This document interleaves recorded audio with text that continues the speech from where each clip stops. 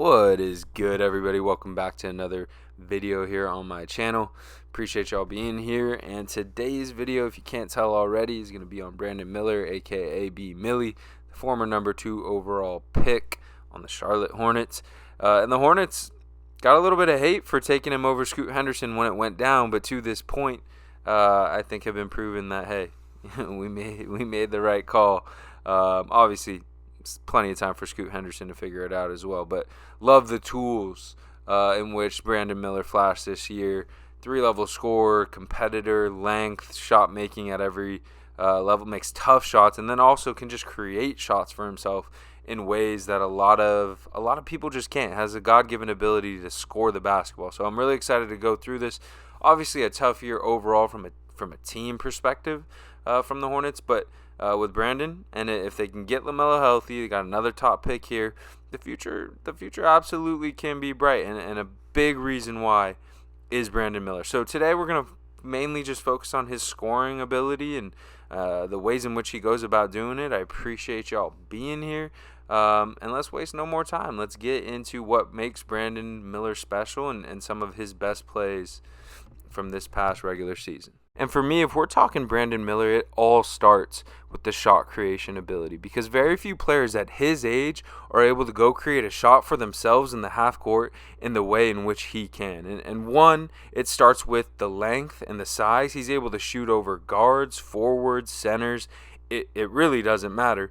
Two, great pace. Whether it's a ball screen situation, whether it's just a pure on-ball ISO, he doesn't really get sped up. So that allows him to get to a spot and generate a rhythm look regardless of who's on him.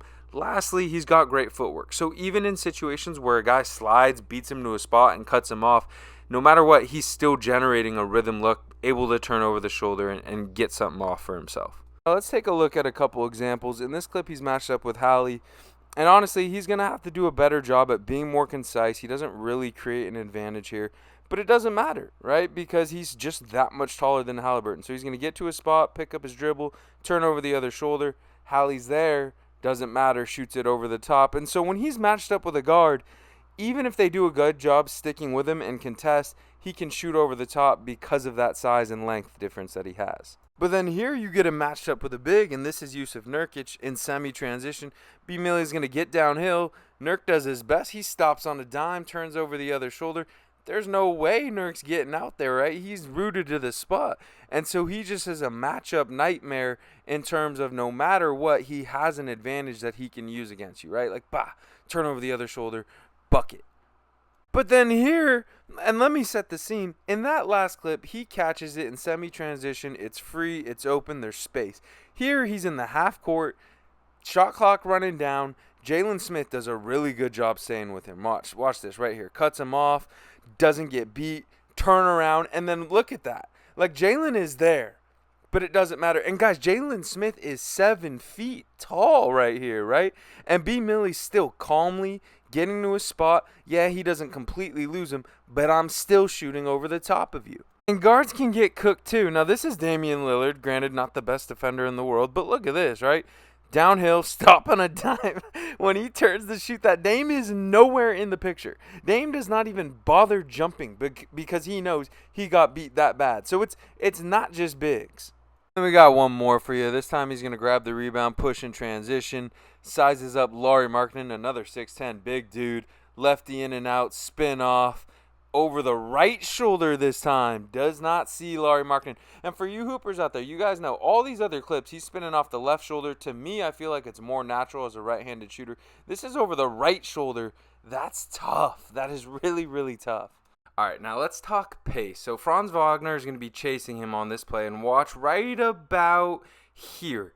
He's going to slow down and watch how the little change of pace is going to run Franz right into the screen with Grant.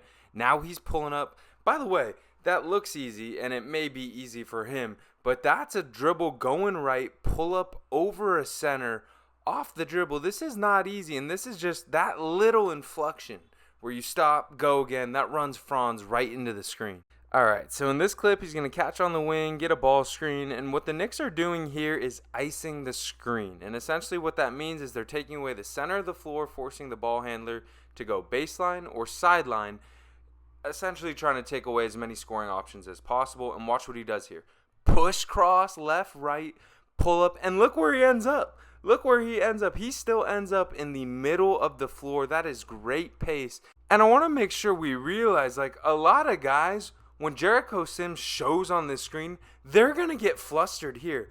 He just smoothly left to right, get to the middle of the floor, get to my spot, pull up. That is tough. All right, here's another example. What is this, guys? Ball screen coming. Dante forcing baseline and sideline. Icing the screen. Let's see how he handles it. Boom. Spin off. Now he uses Richard as a screener. Gets Dante out of the picture. Get to his spot. At that point, it's game over. Again, he can be more concise. Like, he can actually come off that screen a little bit tighter. It doesn't end up mattering here. But that is great footwork, and that is great pace to get to his spot despite the coverage that the Knicks were showing.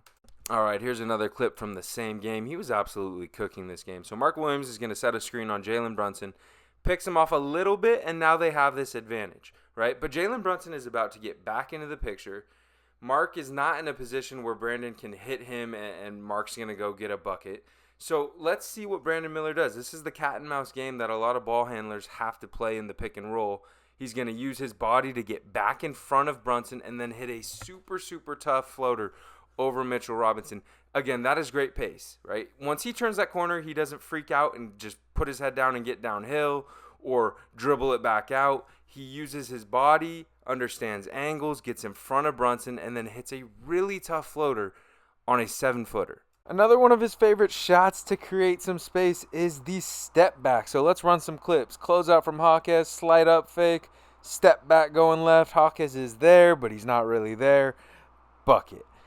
And again, all he needs is a little bit of space. So again, watch here.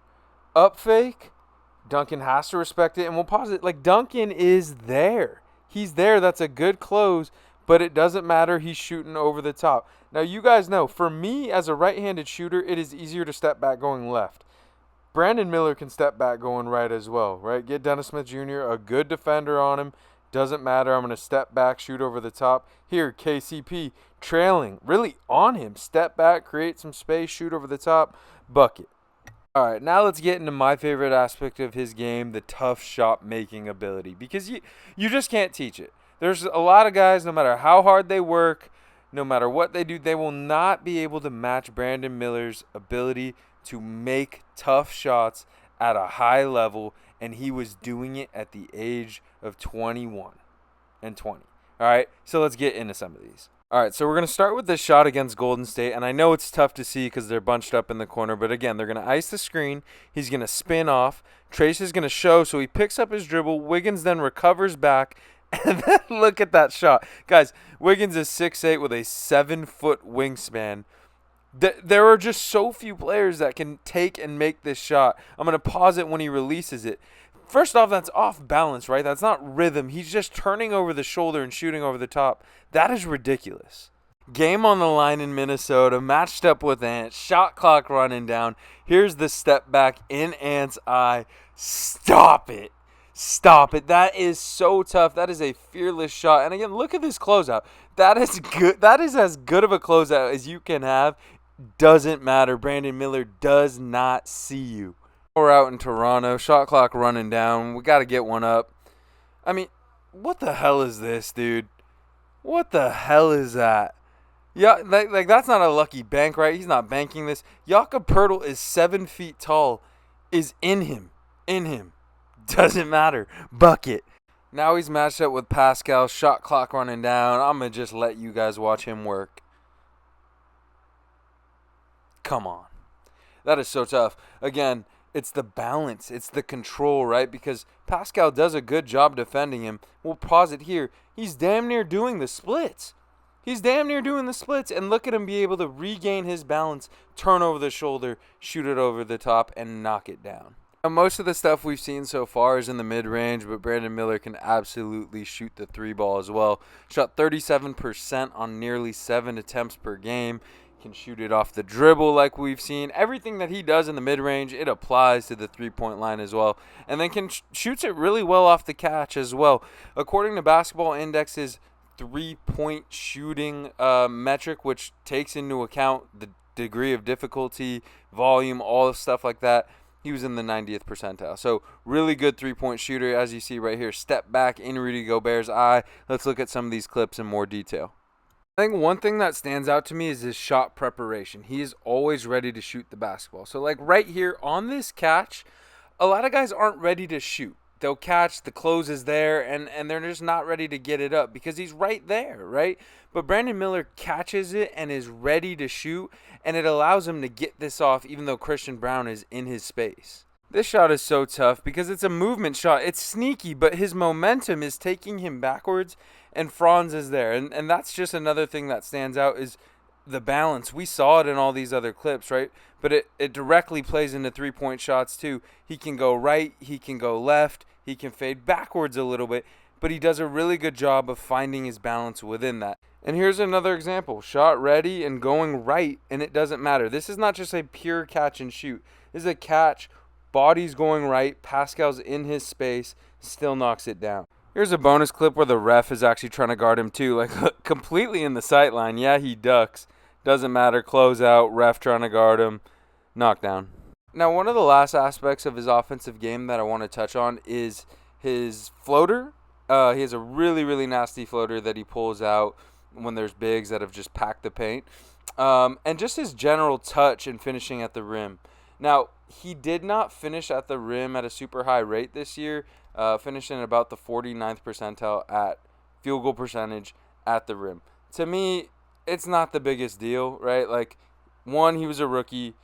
He's going to get stronger. He's going to just improve as a player getting downhill. And two, he played on a Charlotte Hornets team that wasn't very good, didn't have a ton of spacing around him. So I'm not too concerned about it. And to me, what's more important when evaluating young players is, yeah, the numbers are important to an extent. But to me, what matters more are the flashes and what you see that player is capable of doing.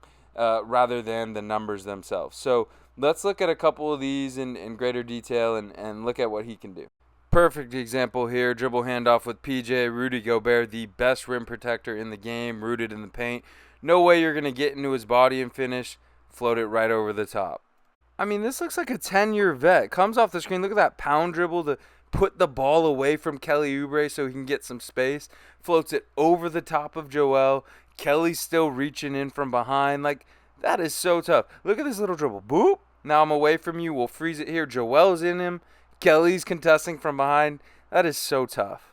Again, he'll have to do a better job at creating finishing angles for himself. Like you'll see in this. Snatch on Buddy. That's a nice move.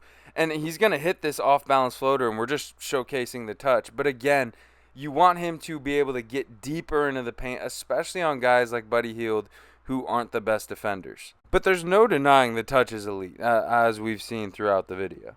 I mean, look how polished this shit is. We're going to reject the screen. Look at the pace again. Keeps the ball away from Josh Hart. There's that little pound dribble.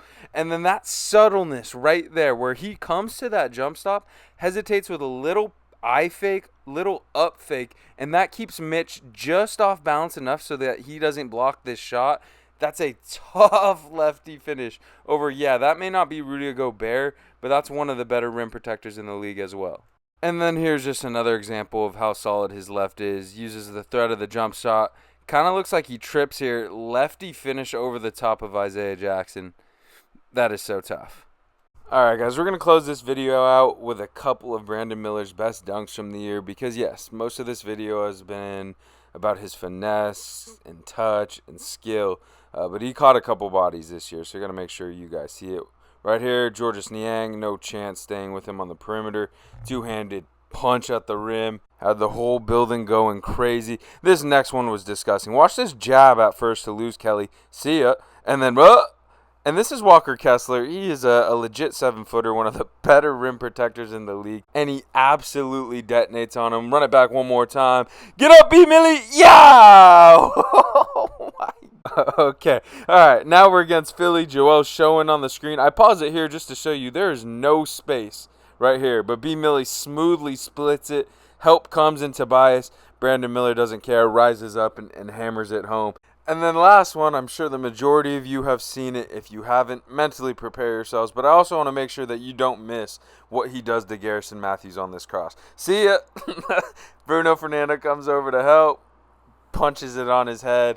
Brandon Miller, like, he's not one of those guys that you think of as like a freak athlete, but he had plenty of these moments this year where he does something with his balance and you're just like, holy shit, Brandon. So before we get out of here, I wanted to throw these last two clips in here. This chase down, which again shows the athleticism, but also I love the competitive spirit in which he shows. And yes, this was a Hornets team that didn't win a lot of games, but like, watch this play here. He gets ripped.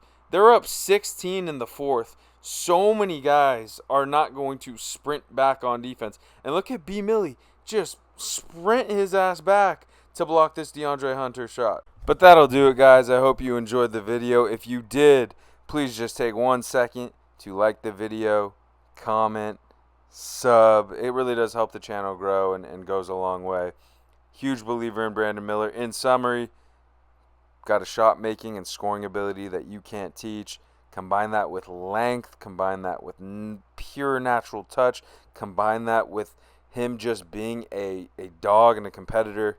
The Hornets got a good one, guys. I appreciate y'all. I'll see you next video. Peace.